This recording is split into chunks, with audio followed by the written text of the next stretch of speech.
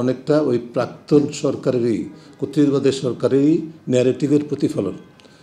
তা একটা পর্যায়ে কিন্তু তারা বলেছিল, আমরা ডিএসএ বা সিএসএ এর ক্ষেত্রে বলেছিলাম সংবাদকর্মীদের ক্ষেত্রে এটা আটক করার উপরে নিষেধাজ্ঞা দেওয়া হয়েছে, যদিও অফিসিয়ালি কিছু করা হয়নি, মৌখিকভাবে বলা। এটা কিন্তু একই ন্যারেটিভের প্রতিফলন বলে আমরা মনে, এটা খুব ইতিবাচক হলো না বিষয়টা।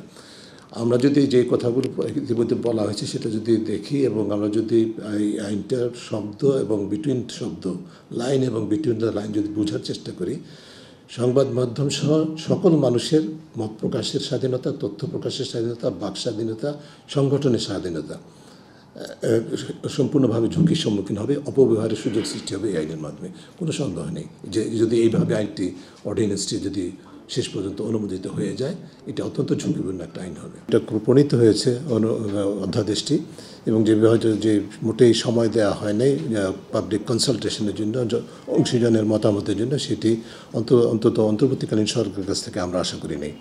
তারা যদি মনে করে থাকেন যে এই আইনটি অন্তর্বর্তীকালীন মেয়াদের জন্য ব্যবহারযোগ্য, তাহলে হয়তো অনেক ক্ষেত্রে সেটার এক ধরনের যথাযথতা খুঁজে পাওয়া সম্ভব হতে পারে, কিন্তু সেটাও ঝুঁকি থেকে যাবে।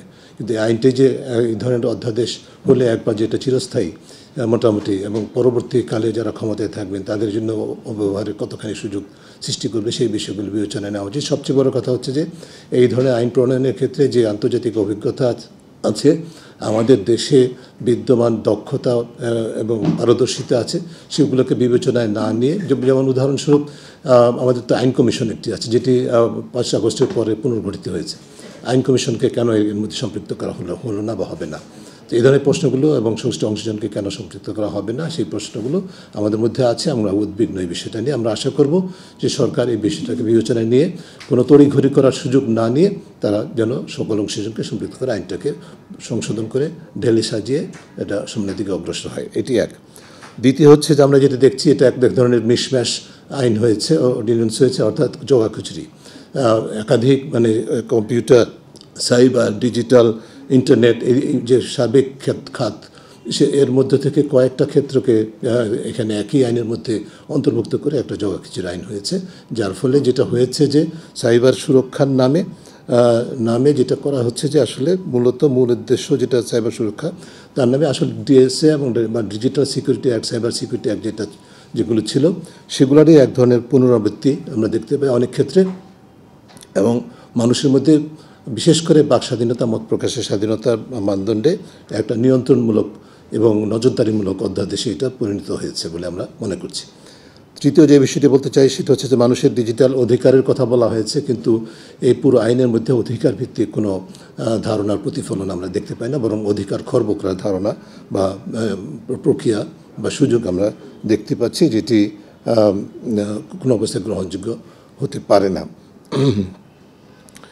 এবং এরপরে হচ্ছে যে, এবং এটি করার জন্য এই যে বাক স্বাধীনতা, মত প্রকাশের স্বাধীনতা, সংগঠনের স্বাধীনতা নিয়ন্ত্রণ করার জন্য যে কর্তৃত্ব দেওয়া হয়েছে সরকারের নিয়ন্ত্রণাধীন মহাপরিচালকের কার্যালয় বা মহাপরিচালকের হাতে, এবং একই সাথে পুলিশের হাতে, আইন প্রক্রিয়া সংস্থার হাতে, সেটিও কিন্তু বাস্তবে পুরোপুরিভাবেই সাইবার সিকিউরিটি অ্যাক্টের যে বিধান ছিল তার সাথে সম্পূর্ণভাবে সামঞ্জস্যপূর্ণ এবং বেশি ঝুঁকিপূর্ণ বলে আমরা মনে করি। অনেক পরে যেটি বলবো যে অনেক শব্দগুচ্ছ, ধারণা এখানে উপস্থাপন করা হয়েছে, আইনের মধ্যে সংযুক্ত করা হয়েছে, কিন্তু কোনো ব্যাখ্যা নেই, যেটি প্রচার করিম অত্যন্ত দক্ষতার সাথে বিস্তারিত বলেছেন। এটি না থাকার কারণে যেটা হয়েছে, সুযোগ সৃষ্টি করা হয়েছে এই শব্দগুলোর বা শব্দগুচ্ছগুলোর অপব্যবহার করে বা মিসইন্টারপ্রিটেশন করে যে কোনো ব্যক্তি যাদের হাতে ক্ষমতা আছে তারা কিন্তু এটাকে অপব্যবহার করার সুযোগ এবং মানুষের অধিকার হরণের একটা জায়গা সৃষ্টি করতে পারবেন। কোনো ক্ষেত্রে এবং বিশেষ করে অনেক ক্ষেত্রেই সাইবার সিকিউরিটি অ্যাক্টের পুনরাবৃত্তি হয়েছে, যেমন ধারা 8, 25, 26, 35 এই ধরনের ধারাগুলো একেবারে নিবর্তনমূলক যেভাবে ছিল সাইবার সিকিউরিটি অ্যাক্টে, তার মধ্যে আছে 8-এ যে ডিজিটাল বা ইলেকট্রনিক মাধ্যমে প্রকাশিত কোনো তথ্য উপাত্ত সাইবার নিরাপত্তা ঝুঁকি সৃষ্টি করলে সেটা যে অপসারণ করতে পারবে বা ব্লক করতে পারবে যে ক্ষমতা দেওয়া হয়েছে মহাপরিচালকের হাতে এবং পুলিশের হাতে, যে যারা এটাকে মহাপরিচালকের মাধ্যমে বিটিআরসিকে অনুরোধ করতে পারবে। এই বিষয়গুলো কিন্তু পরিপূর্ণভাবেই আগেরই আইনের রূপান্তর বা নামান্তর মাত্র। এটি কোনো অবস্থায় গ্রহণযোগ্য হতে পারে না। এবং সেটা মহাপরিচালকের ক্ষেত্রে যেরকম পুলিশের হাতেও একই ধরনের কর্তৃত্ব দেওয়া হয়েছে। একটি জায়গা যেটা আমাদেরকে খুব উদ্বিগ্ন করে সেটা হচ্ছে কিছু কিছু শব্দের কথা তো আমরা ইতিমধ্যে বলেছি, কিন্তু বিশেষভাবে যেমন 26-এ আছে, অন্যান্য আরও একাধিক ধারায় আছে ধর্মীয় মূল্যবোধ বা অনুভূতির কথা বলা হয়েছে। আমরা অবশ্যই এটার কোনো প্রতিবাদ করব না। ধর্মীয় মূল্যবোধে আঘাত যদি হয়, ধর্মীয় মূল্যবোধটা কী সেটা যেরকম ব্যাখ্যা থাকতে হবে, পাশাপাশি আমার প্রশ্ন হচ্ছে যে ধর্মীয় মূল্যবোধের প্রতি আঘাত যেরকম অগ্রহণযোগ্য, একইভাবে অসাম্প্রদায়িক মানুষের সম অধিকার, বৈষম্যমূলক চেতনার মূল্যবোধ, যেটা চেতনা বা মূল্যবোধ, তার প্রতি আঘাত সৃষ্টিকারী মন্তব্য কিন্তু একইভাবে অগ্রহণযোগ্য হওয়া উচিত। সেটি কেন থাকবে না? আমরা শুধুমাত্র কেন ধর্মীয় মূল্যবোধের কথা বলব, এবং সেটাও ব্যাখ্যা ছাড়া। কাজে এই ধরনের যদি ধারণা যে ধারার সংযুক্ত করতেই হয়, তাহলে একদিক থেকে যেরকম সেটা পরিপূর্ণ ব্যাখ্যা থাকতে হবে, যাতে সুনির্দিষ্টভাবে নিরূপণ করা যায়, অপব্যবহার রোধ করার সুযোগ নিয়ন্ত্রণ করা যায়। একই সাথে শুধুমাত্র ধর্মীয় মূল্যবোধের প্রতি সীমাবদ্ধ থাকতে হবে না।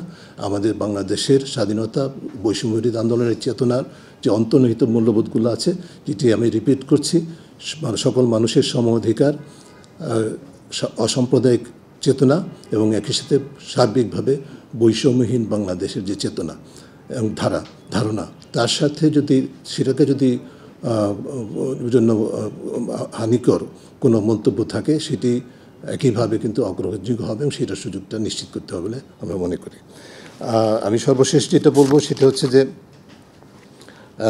বেশিরভাগ ধারা যেগুলো নিবর্তনমূলক বলে আমরা মনে করছি বা ঝুঁকিপূর্ণ বলে মনে করছি, সেগুলোর পাশাপাশি সার্বিকভাবে এই আইনটি ঢেলে সাজানোর আগে এখন যে অবস্থায় যে অধ্যাদেশটি উপদেষ্টা পরিষদ কর্তৃক অনুমোদিত হয়েছে, সেই অবস্থায় এটি গ্রহণযোগ্য নয় বলে আমরা মনে করি। এটি জনস্বার্থের প্রতিফলন করবে না, বরং মানুষের মত প্রকাশের স্বাধীনতা, বাক স্বাধীনতা, গণমাধ্যমের স্বাধীনতাকে খর্ব করার জন্য একটা অন্যতম হাতিয়ার হিসাবে আবার প্রতিস্থাপিত হবে, যেটি আমরা মনে করি ঢেলে সাজানো দরকার। এবং একই সাথে এই প্রক্রিয়ার মধ্যে একদিক থেকে যেরকম অংশীজনকে সম্পৃক্ত করতে হবে, পুরো আইনটার মধ্যে এমন সেফটি মেজার্স থাকতে হবে যার মাধ্যমে আমাদের সাংবিধানিক এবং আন্তর্জাতিক যে মানবাধিকার সংক্রান্ত আমাদের যে ঘোষণা এবং কনভেনশন যেগুলো আছে, যেগুলোতে বাংলাদেশ স্বাক্ষরকারী দেশ, তার সাথে সম্পূর্ণভাবে সামঞ্জস্যপূর্ণ হতে হবে চেতনা এবং কার্যকর্তার দিক থেকে প্রতিফলনের